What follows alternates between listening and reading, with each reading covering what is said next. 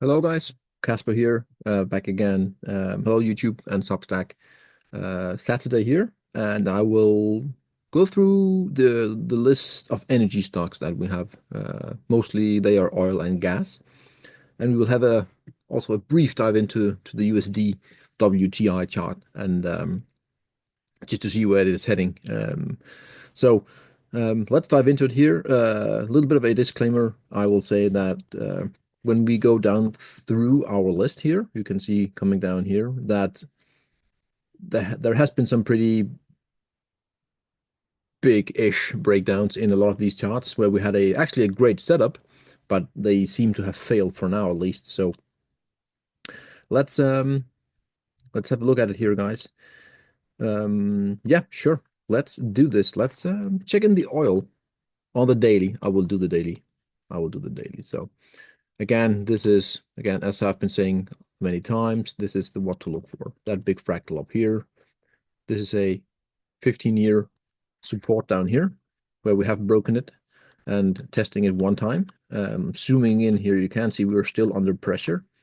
However, we are breaking here and we are flagging to some degree.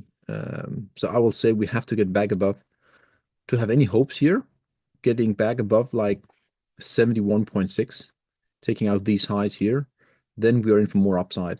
But again, the big move comes here when we get above roughly 75, 76, 77 here, right? Getting into that area up here, then you can see we are actually at that point in time, well, breaking out. You can see it right here all the way down, right? All the way down, we're breaking. So we need to get into here like 76, 77. But the first step has to be that we need this 4 month roughly worth of triangle to actually start to break right here. So let's see how we are doing for the remaining of the year. We have roughly, I think, 5 trading days left, if I remember correctly, maybe a little bit more. But yeah, that is again the little ball flag that we need to resolve. Otherwise, again, we are still on the path potentially for that breakdown. And yeah, oil getting interesting. But again, we have, as mentioned here, September, October, November, December, where we have basically gone sideways. So we can go to the Bollinger Band. You can see here it is getting extremely tight as well. The weekly is not entirely pinched just yet here. But again, you can see that we are coming down and we are going to break one way or the other. But I will say the risk is still more to the downside compared to the upside. And in order to negate that favor, we need to basically break above, right? Above that 71, 72. Then, the dynamic changes a bit. And the big dynamic change will be up here, right? When we break, that's when we go full on bullish on oil. But yeah, some stocks here, very briefly going through them. Here we have AKRBP. It hasn't been doing anything for like 2 years, basically. Well, it has, of course, but again, we are basically stuck right here. We are coming into an interesting spot where we are attacking the lower side of the golden channel here. You can see we have 3 on top, 1 below. I'm expecting support over here where we are right now. As you can see right here, expecting support. Also, you can see we have a lot of support here in this zone here as well, like 210 to 220. So if we can break, and I say if, we can actually break this yellow trend line here internally. You can see we have all these touches here. If we can start to rally there, that is your entry, in my opinion, and you have your stop below the golden or below 200 roughly. You can see that little pinch that is arriving here. So obviously, if we break down from here, right, that will be devastating because you're losing basically 3 big supports that we have here: the horizontal, the blue formation here, and also the golden uptrend. So that will be devastating for the stock here. BHP, zooming out long term here. Look at this, 10 years, 13 years roughly. Upper, that's when the magic happens. Again, clearly we have been rejected it many times, right? We can just see here every time we get into that area, we're getting hammered. And the last time we tried to get there, we couldn't reach it. So the bulls were not that as strong to really get all the way up to to that, 68. 2016 low here, 2020, and now we have horizontal and uptrend support coming in. So I'm waiting to see if we have a bounce here at roughly 47, and if we can start to grind it higher. Anything below these two lines obviously will be devastating for BHP, and that will probably also coincide with the with oil doing somewhat poorly. So yeah, again, you can't buy into this. Let's say we're going to come down here next week to roughly 47.5. You can buy, but you have to have your stop somewhere around here, right? 40, 44, 45 on the BHP. They pay a good dividend, by the way, 6%. So, but again, stop loss must be in place here. BP, they also pay 6%, and we are coming into some support. We have a horizontal support here, going back to 2010 here, and then 16. Then a lot of wiggle back and forth here. You can actually see that we are playing with that level multiple times here, and we are now coming into that again, roughly 27.5. Excuse me, and also we have this little. It's not a confirmed channel per se because we only have 3 touches at the moment here. But I'm again expecting some sort of phantom support here as well, plus the horizontal. And how I will play this is if we can actually break that downsloping trend there. So what we're looking for, if this happens, we're going to come down, then we're going to break, we enter at roughly, let's call it 28.5. And then we have our stop below here at like 26. So we are basically risking roughly, 8%, but with the expectations that we can actually have a decent sized move here for BP. BTU. Actually, again, I bought that, breakout here, above here, and I sold it when we started to break down internally here. So and now we're all the way back down. I will say there will be support down here at roughly 18. You can see if we zoom out here that we have support from these lows here. So I'm expecting some sort of bounce here, but it does look, a little bit more weak after that little false breakout here above 28. Now we're coming down. So anything below like, 18, maybe let's call it 17.5. At that point in time, things become dangerous for the BTU chart. CRK. Again, we initiated the buy signal here at roughly 12. We are now at 16. I think if we go to the daily, that this could actually be the local top. Again, we are still making higher highs and higher lows, but yeah, other than that, we're still waiting for the big break. As you can see, we have going all the way back to 08, 14, and then again, we're expecting big resistance up here at like 19 to all the way to 20. So again, the theory is still that we are going to come tag it, and then we can actually have a bigger pullback, and then we can actually break on the 4th here. So if we are to come all the way back down to here, roughly 12.5, you can buy into that support, and again, stop loss placement should be somewhere below. If you want to wait for the long-term breakout, there's still some way to go because we have. This is the weekly, by the way, so this doesn't happen tomorrow. Again, somewhere in 2025, we could see the break, maybe in the second half, depending on how quickly oil will move up or down. But right now we have the entry, and we're just sitting tight in it. And 3% dividend while we hold is not too shabby. It's not, a deal breaker or anything, but it's nice to be paid a little bit. Meanwhile, CVX, that's Chevron. You can see here we have again 2020, excuse me, 2014, 2018. We were breaking out here, we were retesting it, and then we tried to rally, couldn't really. Now we've just been bull flagging ever since, and so we're basically waiting for the bull flag to resolve. Either way, we have it here. That's the bull flag. We tried here. This was really close to breakout. Then we had this upsloping channel here that we talked about last time, and then we clearly broke down heavily here. So I'm expecting it to go all the way back to 130, basically testing the golden again, and that is, support where you can buy into. Plus we will have, again, the third touch here as well, to the lower blue. So normally that is a good entry for this stock here.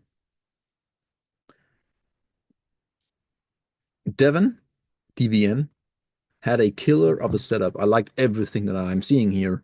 We're looking back roughly 20 years where we have the peak of 08, massive drop, right? Low creep back and then collapse again into 2016, and then obviously 2020. So we did have our 3 impulses here, 1, 2, 3, then a huge snapback, breaking out above the green, right? That's always extremely bullish to see. And then we started to form the wedge pattern that we were looking for like half a year, and now we're breaking down from that. So that is quite sad to see, because again, as long as we were basically hoovering here, it favors and moved to the upside. But clearly we broke down from 36, which was our make or break, maybe a tad below. So again, stop losses, and then we're now all the way down at 30, into a little bit of support over here, but until we get back above the green, there's nothing really, right now at least, things going on for us here. Maybe we could add it into a bull flag here, depending. Yeah, we shall see how that reacts. The daily, by the way, I don't think we have made a retest just yet. And this, again, you can also see here on the Heiken Ash, we have had like 20 days of just pure red, and mega, well, not mega, but 2x the volume here on the previous candle. In my opinion, we are getting close to the bottom of this whole move here. You can basically see we have gone parabolic to the downside. So I'm actually expecting some sort of snapback here very shortly. And then we could actually go all the way, we should go all the way back up here to the retest of that major 20-year trend line. And at that point in time, you can see here we are going to have some sort of trend line going on here. So the thing is that if we're going to come down and we're going to grind it back, again, a lot of people are short here, and correctly so, right? You're breaking down, you're going short. But typically you have the retest. And if we start to come back into the blue, breaking the yellow, at that point in time, it gets, very interesting, because a lot of people are short and they have to cover back their short position at some point in time, right? And usually from false breakdowns comes a snapback to the other side of the main formation. Pull back, and then actually you go. So Chevron here, very interesting to see what's going to happen. I need to do a little bit more detailed, a dive in for myself to see if there's anything going on where we can buy into potentially buying into here, or maybe a tad lower. But I haven't really been doing that yet here. I will do that over the holidays. BTE here, again, a lot of great setups, I will say, but they are just failing left and right now. Long-term trend line here, we couldn't break. We're coming down. I think we can add this one to the other side. Something like this, depending on how you want to. Maybe it's more like a double rail right here. It's not picture perfect, but again, we are still looking for more downside, but we are also getting extremely extended here for this little tiny move here. And I could see a snapback here. Support coming in. We have this little structure over here where we are going to see a little bit of support, but right now there's nothing really going on for the long-term investment. Short-term, I would expect a little bounce here, but that's not how I play it. I could see us actually going all the way back up to here if we are really lucky, into massive resistance. But yeah, big breakdowns across the board here for a lot of the stocks that we've been looking at. EC. Also, you can see here, zooming out, again, we're looking at big setups. We have the upper, we have the lower. We're maybe breaking down here, maybe we're not. As you can see, we have broken down, both from the horizontal support, breaking down, testing the horizontal, and maybe rolling over. So looking at the daily here, anything below that, roughly 7.3 here, 7.2, will be extremely bearish, because then you have the breakout low. And then you're going to confirm by going even lower there. So also EC here looks pretty itchy. the bullish view right here is if we can, over the next few weeks, get back above basically 8.5 to like 8.8 here. If we can get back above the 4-year support and resistance, false breakdown from 2 major trend lines and horizontal, and then that's, when things gets very interesting. But yeah, devastating here. Ever since June, we've come down from 12 all the way down to 7. We also had that little wedge pattern going on here, by the way. So next up is EOG. Still hasn't broken down, but given the trend of the stocks that we have been looking at, I'm expecting it to break down. I'm expecting it to break here, and if we start to trade anything below roughly 115, I will say it's full on, drop down, and usually we are going down to the lowest point of the formation. In this case, we have the lows here at 92 here. You can see we have the uptrend, and this is your triangle low. Same thing goes if you break to the upside. The big first magnet is the triangle high, in this case 150. But to me, it looks like it wants to break down, and it doesn't take much to actually start a move, in my opinion, potentially going down 20% for EOG. Yeah, that's long term, and these charts, they look really good, but now they are starting to fail left and right and hanging in by a thread. EQNR is a Norwegian company. I want you to note this trend line here.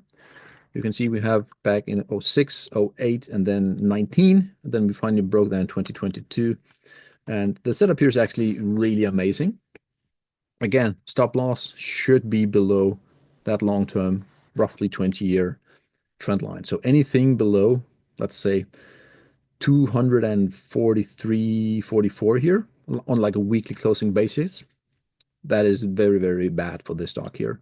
But for now, it is very interesting because if we can start to rally here, breaking this internal trend line here, going back over 1 year, then again, we still have this overall bull flag here in the making, and I'm expecting a rally all the way to 340 to the other side of the flag here, playing the range, right? So yeah. But again, looking at the different, stocks we've been looking at already, basically every long-term bullish setup has been failing more or less.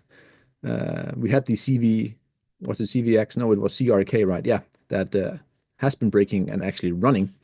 And I'm assuming the reason is that they are more into the gas side of things because gas looks really good. And I still think gas is going to like $6 on the net gas chart. And we are now at 3 point something, 3.30, 40. So cool. Let's see here. We have a fuel cell. This is hydrogen, so this is not oil and gas. But I'm still very much intrigued by the entire downtrend here. And the fact that we have been making maybe the first real bottoming pattern. I will say the first real where you can say, oh, this is a bit skewed, but again, it is an inverted head and shoulders here, potentially. But I need us to get above roughly 13, 14 here to be, excited about it. I've tried 2 times to play the fuel cell here and got burned both times with the stop loss, of course. But you can see here also we are breaking here a 6 months trend line, breaking out, retesting, tried back to the neckline here, and then we're testing again. So we needed to rally, get above there. Until then, we are very much interested, but not invested into it. There is a difference, right? Being interested in the stock and then just putting money to it. But man, look at the amount of damage it has taken ever since 2021. I assume there's a ton of dilution here in all this stuff. Again, I would be surprised if not. So also the thing is, this here, the head, you can say, this is just a complete collapse where you're just, if you compare it, this is a log scale, by the way. If you compare this drop here, looking back, you basically, the speed of it is basically vertical. So this could be the blow off to the downside. Again, we need to confirm above roughly $14. OIH ETF still looking good. However, as most of it hanging in by a thread. Green uptrend here started from the March 2020 lows, was broken in basically 1 year ago in December, and we had a breakdown retest, and then we did some internal breaks here, retesting again, and that's when we started to form the potential what is a bull flag but hasn't resolved. Yeah. So again here we are still roughly into support right here, but this could probably also be one of those setups or flags or channels here that is going to fail. Looking at the weekly, how is the Bollinger Band looking? Yeah, the good thing about actually having Bollinger Bands is if you have this, it's getting really tight here, and you can see if we start to break below the flag here, basically below 260, you can see we're starting to expand on the weekly Bollinger Bands to the downside, very bad, and also here the monthly, you can see we start to come down here, and when you start to huck the Bollinger Bands, especially on large time frames, that's when you see extremely, you can see it here as well, right? Same kind of thing. That's when you start to see the collapse.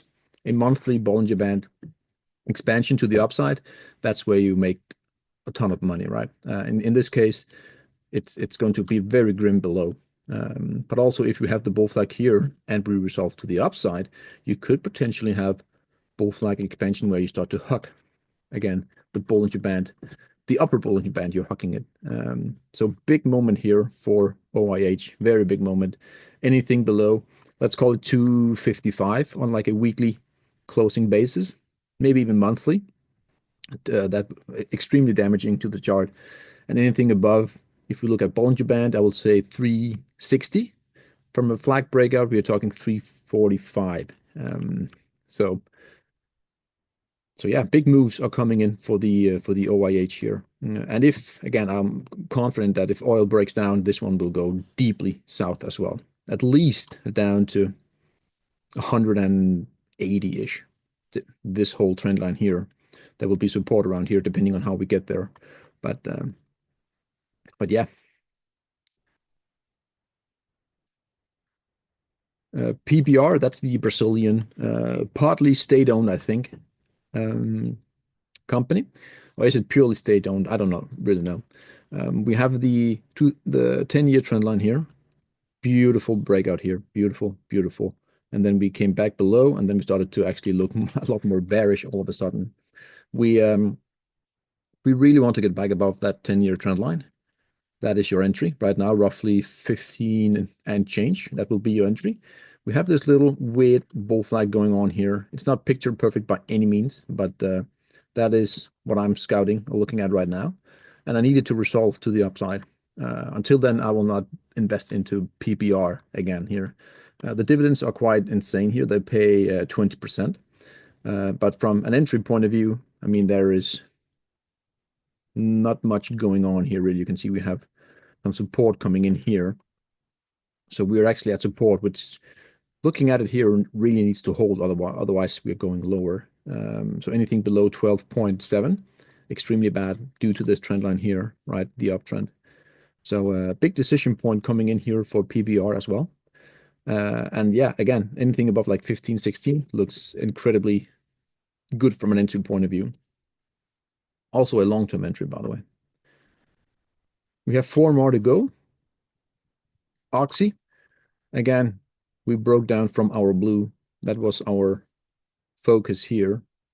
And the reason is we were actually very excited about this whole trend line up here, basically getting above like 70. But now we have broken down from the blue, which was support here, breaking down, retesting, rolling over, right? So right now there's nothing to us here. Damaged chart. And also, I think, Warren Buffett bought a hell of a lot in here. So I don't know if he has sold or whatever. But right now we are in, a heavy downtrend into support, however, from this whole flag, this whole thing here, that golden channel, which you're testing there as well. So if we hold here, really important, and you can actually have an entry. Let's say we hold here at the lower golden, right here, and we are breaking to the upside, basically getting above. I would like to get above these lows here as well. So let's call it above 50.